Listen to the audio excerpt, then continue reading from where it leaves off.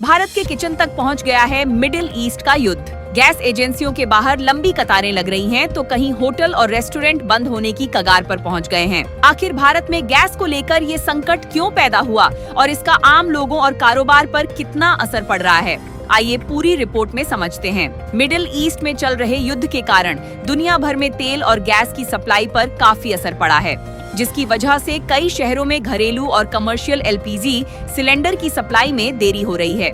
जहां पहले cylinder book करने के अगले 1 से 2 दिन में डिलीवरी मिल जाती थी, वहीं अब 5 से 7 दिन तक इंतजार करना पड़ रहा है, जिसके बाद गैस एजेंसियों पर भारी भीड़ उमड़ पड़ी है। वहीं देश के कई बड़े शहरों में होटल और रेस्टोरेंट गैस की कमी से परेशान हैं। मुंबई में होटल एसोसिएशन आहार के मुताबिक गैस सप्लाई में दिक्कत के कारण करीब 20% होटल बंद हो चुके हैं। लखनऊ में 2 दिनों से कमर्शियल सिलेंडर की सप्लाई में देरी हो रही है, जिससे होटल, रेस्टोरेंट और कैटरिंग का काम प्रभावित हो रहा है। वहीं जयपुर में हालात इतने गंभीर हो गए हैं कि करीब 50,000 होटल और रेस्टोरेंट बंद होने की कगार पर पहुंच गए हैं। पुडुचेरी में भी कमर्शियल गैस सिलेंडरों की सप्लाई रुकने से करीब 750 होटलों पर बंद होने का खतरा मंडरा रहा है। इतना ही नहीं, कई बड़े होटलों ने अपने मेनू में कटौती भी शुरू कर दी है।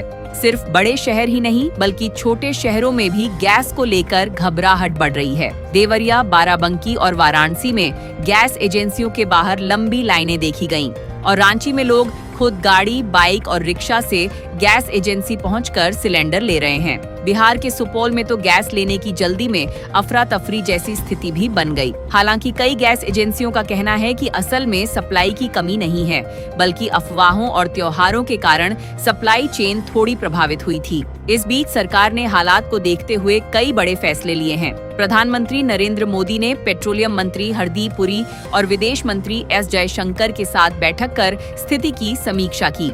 सरकार ने आवश्यक वस्तु अधिनियम एसेंशियल कमोडिटीज एक्ट लागू कर दिया है और सिलेंडर बुकिंग का अंतराल 21 दिन से बढ़ाकर 25 दिन कर दिया है। साथ ही तेल रिफाइनरियों में एलपीजी उत्पादन को लगभग 10% बढ़ा दिया गया है और सभी रिफाइनरियां 100% क्षमता पर काम कर रही हैं। सरकार ने यह भी साफ किया है कि घरेलू उपभोक्ताओं को गैस की सप्लाई प्रभावित नहीं होने दी जाएगी। पेट्रोलियम मंत्री हरदीप पुरी का कहना है कि भारत अलग अलग स्रोतों से ऊर्जा का आयात कर रहा है और घरेलू उपभोक्ताओं के लिए गैस की कोई कमी नहीं है। सरकार के मुताबिक सीएनजी और पीएनजी की 100% सप्लाई सुनिश्चित की जा रही है, जबकि उद्योगों को 70 से 80% गैस सप्लाई दी जा रही है। फिलहाल सरकार का कहना है कि स्थिति नियंत्रण में है और आम लोगों को घबराने की जरूरत नहीं है। लेकिन मिडिल ईस्ट में जारी युद्ध अगर लंबा चलता है तो इसका असर दुनिया की ऊर्जा सप्लाई और भारत की अर्थव्यवस्था पर भी पड़ सकता है।